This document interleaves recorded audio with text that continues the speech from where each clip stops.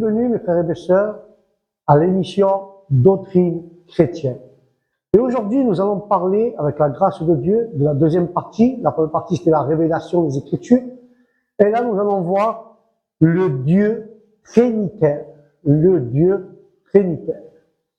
Et là, nous pouvons comprendre que les bases bibliques de la doctrine de Trinité, nous pouvons voir, frères et sœurs, que le mot Trinité n'est pas employé dans la Bible.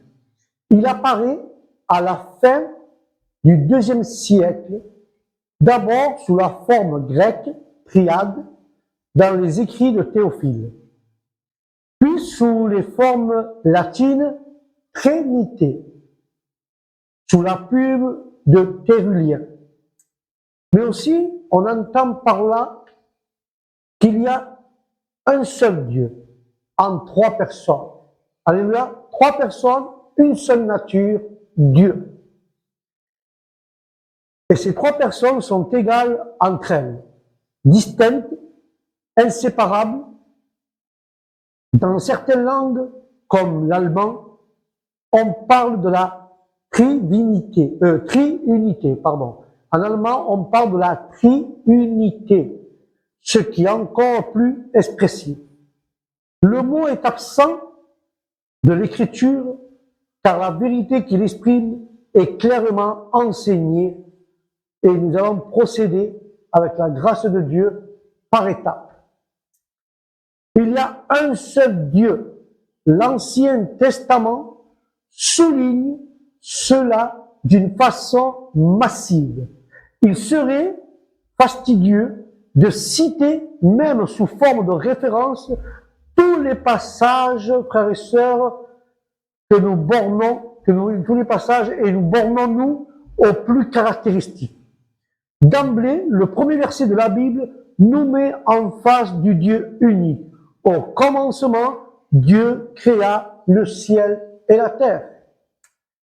Alors que dans la mythologie païenne, les récits de la création sont en même temps et surtout des fantaisies relatives à la naissance des dieux.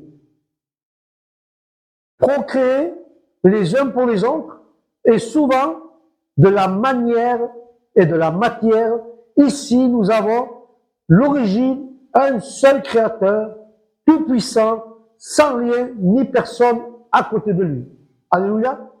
Quand nous voyons les 10 commandements qui constituent la charte de la morale, sont introduits par ces mots. Je suis l'Éternel, ton Dieu, et tu n'auras pas d'autre Dieu devant ta face. Alléluia. Et le texte nous parle clairement, et ce texte qui sert aujourd'hui de confession de foi aux Israélites, s'ouvre par cette affirmation.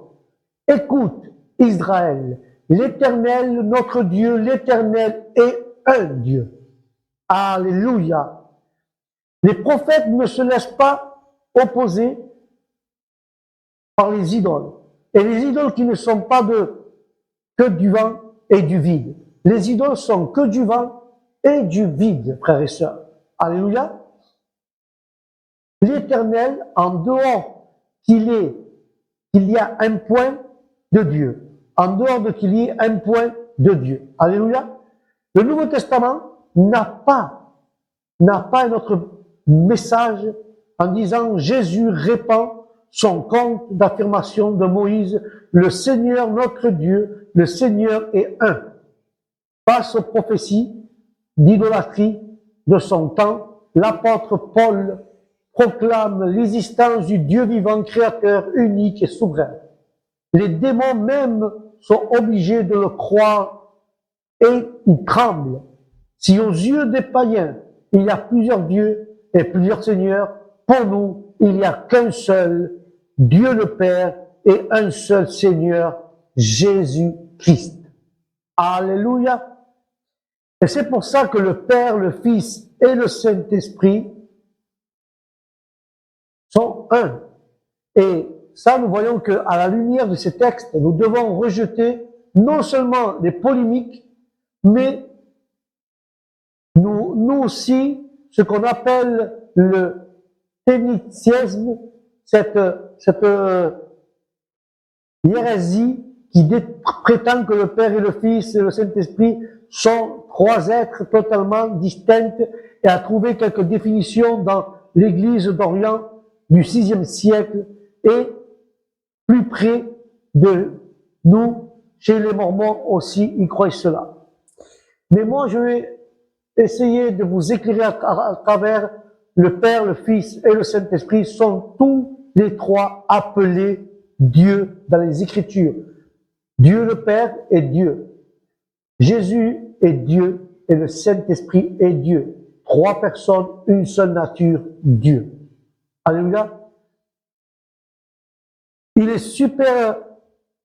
superflu d'aligner les passages où il est parlé de Dieu, le Père, et il y a quelques-uns dans l'Ancien Testament de ce passage qui en disant « C'est toi l'Éternel qui est notre Père », déclare par exemple le prophète Isaïe. Dans le Nouveau Testament, d'un bout à l'autre, nous sommes placés en préférence de Dieu, le Père de notre Seigneur Jésus-Christ, appelé aussi notre Père, parce que nous sommes ses enfants d'adoption. Alléluia. Nous sommes ses enfants d'adoption. Ou encore, le Père sans autre précision, mais c'est inutile d'insister, nul ne peut nier que le Nouveau Testament est l'existence de Dieu le Père. Nous ne pouvons pas le nier, qu'il n'y a qu'un seul Dieu. Alors là, nous allons pas non plus énumérer ici toutes les preuves de la divinité de Jésus-Christ, mais il vaut la peine de citer les principaux textes où en toutes lettres le Père, le Fils appelé Dieu. Et nous trouvons deux déjà. Dans l'Ancien Testament, le psalmiste s'adresse à l'époux royal et lui dit « Ton trône, ô Dieu, subsiste à toujours. Ô Dieu, ton Dieu t'a loin d'une huile de joie. » Isaïe nous présente un enfant qui doit naître et dont le nom sera entre notre Dieu puissant. Dans le Nouveau Testament, Jean atteste que la parole qui était au commencement avec Dieu était en même temps elle-même Dieu. Et Paul déclare que le Christ est au-dessus de toute chose. Dieu bénit l'éternellement, car à venir sur terre, il existait en forme de Dieu, ce qui est la plénitude de la divinité qui habite corporellement en lui. Et à la fin de sa première épître, Jean proclame que Jésus-Christ est le Dieu véritable et la vie éternelle. Selon tous les meilleurs manuscrits, la conclusion du prologue de Jean doit se lire « Personne n'a jamais vu Dieu ». Alléluia. Béni soit sa parole au nom de Jésus. Personne n'a vu Dieu. Dieu le Fils unique, qui est dans le sein du Père, lui l'a fait connaître pour couronner le tout. Jésus lui-même donne son accord à Thomas, qui lui disait « Mon Seigneur et mon Dieu ». Il ne lui a pas reproché d'exagérer, mais en acceptant cet acte d'adoration de son disciple, lui dit « Parce que tu as vu et tu as cru. Heureux celui qui n'a pas vu et qui ont cru. » Alléluia. Mais ajoutons que plusieurs passages du Nouveau Testament appliquent au Seigneur Jésus-Christ dans les textes de l'Ancien relatifs à l'Éternel. Et nous évoquons trois dans les premières lignes de l'Évangile de Marc, qui est appliqué à Jésus une parole que l'Éternel prononce par la bouche de Malachie. Et le psaume 102 est une prière à l'Éternel. Or, l'auteur des Épîtres aux Hébreux cite ce psaume comme en s'adressant au Fils. Et dans un oracle transmis par Zacharie, l'Éternel prononce ces mots: ils tourneront les regards vers moi, celui qu'ils ont transpercé. Et l'apôtre Jean voir la relation de cette prophétie dans le coup de lance donné à Jésus-Christ sur la croix.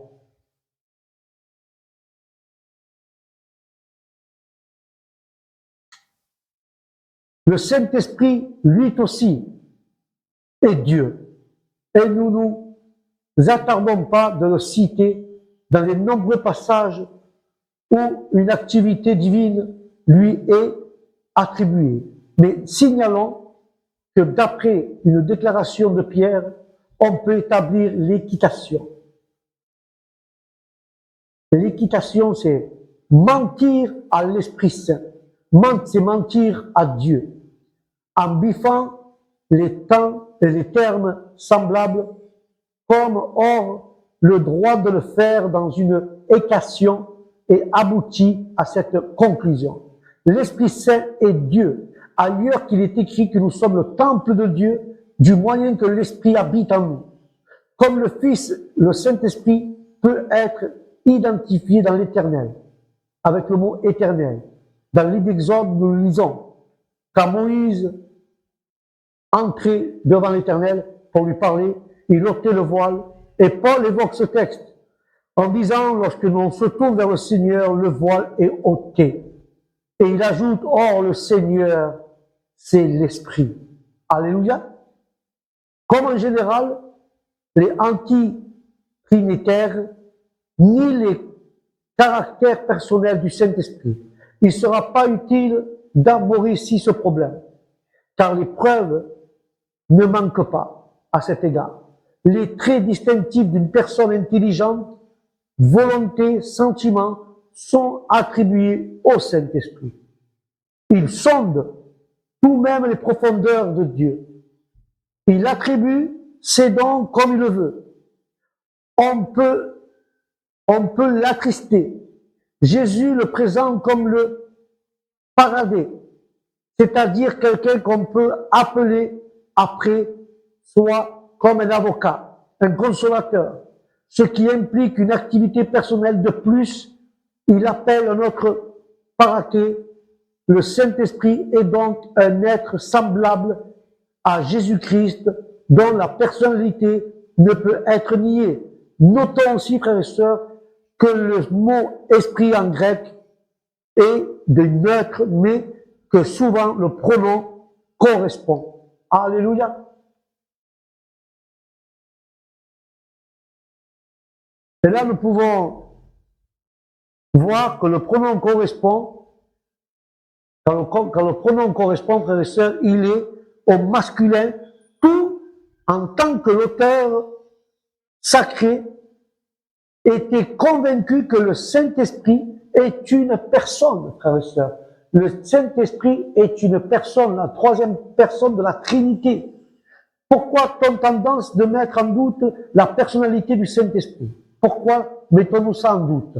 Car le fait qu'il est comparé à des réalités impersonnelles,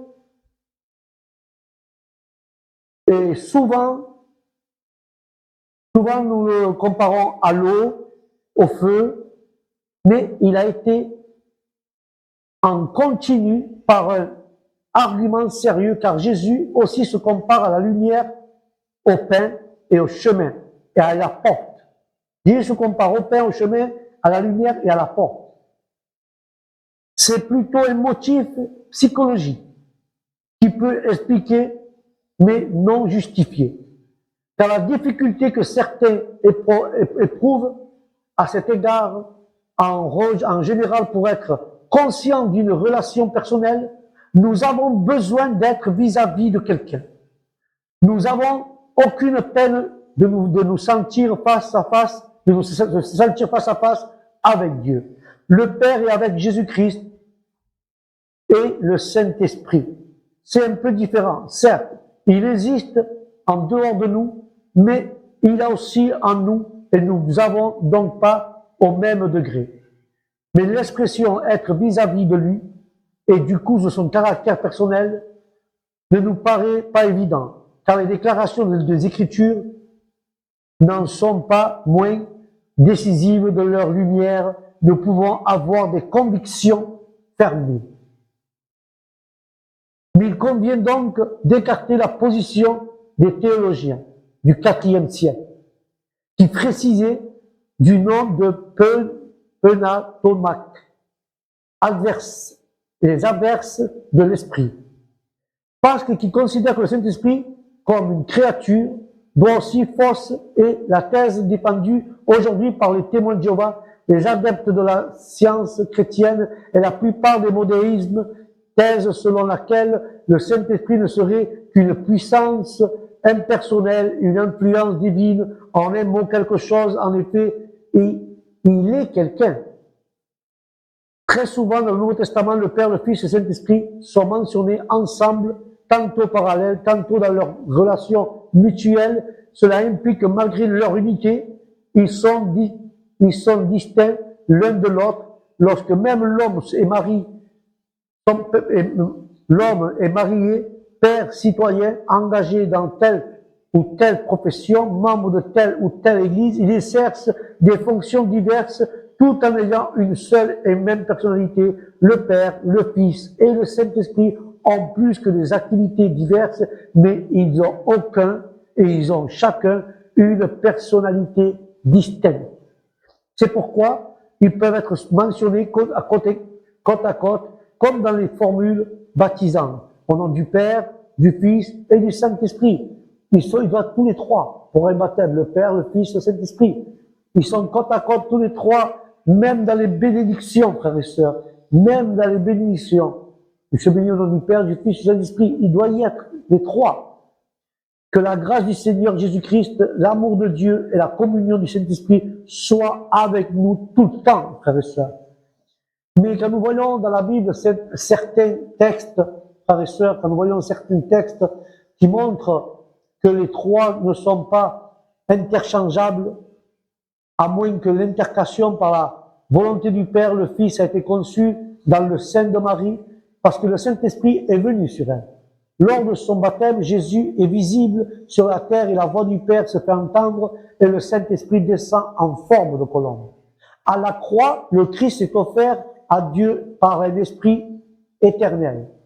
Ce qui est passé à la Pentecôte nous est présenté de deux manières complémentaires. Le consolateur est donné aux disciples par le Père à la requête au nom du Fils de Jésus, ou envoyé par le Fils de la part du Père d'une façon comme d'une autre. Une nette distinction est établie entre les trois. Si Jésus a prié et s'il continue à le faire maintenant dans la gloire, cela prouve qu'il ne se confond pas avec Dieu le Père. Car l'amour mutuel qui unit le Père et le Fils nous amène à la conclusion que Jésus dit du Saint-Esprit qu'il est un autre consolateur, qu'il est notre consolateur et qu'il procède du Père, ce qui marque aussi une différence entre les personnes de la Trinité. Alléluia. Nous pourrions citer bien d'autres choses, frères et sœurs. Ce que nous venons de voir suffit pour nous mettre en garde contre les tentations modalisme qui ne voient dans la Père, le Fils et le Saint-Esprit que trois manières d'être et non trois personnes coexistantes. Cette hérésie est aussi appelée sabellicine, du nom et son principal représentant, Sabellus. C'est une personne qui était au IIIe siècle, qui pensait que Dieu avait été Père sous l'alliance, sur l'ancienne alliance, Fils pendant l'incarnation et Saint-Esprit depuis la Pentecôte. Il croit que c'est la même personne. En tant que Père, il était Dieu Père à l'époque où il pensait que Dieu avait été Père, puis à l'alliance, il a été Fils quand il s'est fait chair, et puis il est passé Saint-Esprit depuis la Pentecôte. Ça, c'est les pensées des gens qui sont dans le Sabellias. C'est encore une communauté qui pense de telle manière, frères et sœurs. Mais les trois sont indispensables, car Jésus pouvait dire à moi et le Père, nous sommes un. Et il disait encore, je suis avec le Père et le Père est avec moi. Par le Saint-Esprit que les disciples recevront, le Christ, ne nous laissons pas il nous orphelin. Le Saint-Esprit, par rapport au Christ, ne nous laisse pas orphelins. Il vient vers nous. Bien plus, par lui, le Père et le Fils font leur demeure en nous. Là, nous voyons l'égalité entre les trois personnes de la Trinité, et les trois personnes est manifestée sur le plan des divers attributs, des divers attributs divins, dont nous aurons l'occasion d'en parler plus loin. Il n'exclut pas qu'une certaine surbondation du Fils par rapport au Père, ni du Saint-Esprit par rapport au Père, au Fils. C'est le Père qui a envoyé le Fils dans le monde et non l'inverse. Lorsqu'il aura terminé son œuvre rédemptrice, et de toutes choses lui donne autorité, et ils auront été soumis. Le Fils se soumettre au Père, afin que Dieu soit tout en tout. De même, la surbondation du Saint-Esprit apparaît dans le fait qu'il est envoyé par le Père et par le Fils. Puis, on doit essayer de comprendre le mystère de la Trinité. Les théologiens ont eu des recours à des comparaisons diverses. Ils ont cherché dans les créations, dans les vertiges, dans la Trinitaire, comme autant des marques de fabrique portant l'empreinte du Créateur. Toutes bonnes choses vont par trois, dit-on. Il y a par exemple le caractère ternier de la famille, père, mère et enfant. Ça va par trois. Ou encore celui de l'être humain, conçu avec esprit, âme et corps. On envisage selon d'être un schéma plus subtil. Je ne vais pas m'engager sur cette voie, car toutes ces images sont imparfaites et tombent plus ou moins sous le coup de l'interprétation divine. Mais à se comparez-nous ce que je lui ressemble, le dit le Saint. De plus, dans les Écritures, nous révèle très nettement le caractère trinitaire de Dieu, et il ne cherche nulle part à l'expliquer à l'aide de l'image tirée de son expérience quotidienne. Je préfère donc rester sur la réserve de cette domination et de ce domaine. Et je vais conclure avec ça de la Trinité. Le mystère de la Trinité nous dépasse. Et c'est normal, frères et sœurs, car il faudrait être comme Dieu pour les comprendre pleinement. Cela ne signifie pas que nous devions être dans le vague à ce sujet, mais la révélation que le Seigneur, dans sa bonté, nous a donnée de lui-même, nous permet d'avoir des notions précises, même si elles sont au-dessus de notre portée. Saisissons avec reconnaissance ce qui nous a enseigné dans la Bible, sans vouloir aller au-delà de la Bible, mais aussi sans négliger ce que nous devons croire. Grâce au texte de l'écriture de la Bible et grâce à l'action du Saint-Esprit qui nous conduit dans toute la vérité, il nous est possible de connaître le seul vrai Dieu et celui qui a envoyé Jésus-Christ. À cette connaissance-là, c'est la vie éternelle. Voilà, mes frères et mes sœurs, c'était la doctrine de base de la Trinité. Et au prochain programme de doctrine chrétienne, nous verrons les attributs de Dieu. Sur ce, que Dieu vous bénisse, que la paix de Dieu soit avec vos familles et avec vous, où que vous alliez, qu'il soit avec vous le Saint-Esprit. Et je vous dis au prochain programme doctrine chrétienne, que Dieu vous bénisse. Shalom.